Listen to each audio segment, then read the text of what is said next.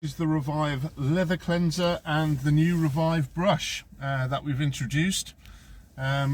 This is a Jaguar X-type seat. I'm just going to spray it on this side. As you can see, plenty of leather cleanser. Using the brush, get into the pores. This has had some quite hard wear, this seat. As you can see, it's a nice lather on it as well. Get into those cracks. And the brush does a great job just getting into the pores. It's really nice size in your hand, not too big.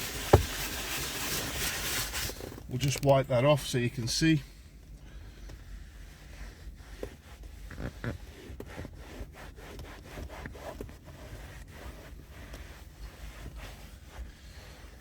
And there, look at that dirt that's come out of there. And that's with the Revive leather cleanser and the Revive brush that we've just introduced.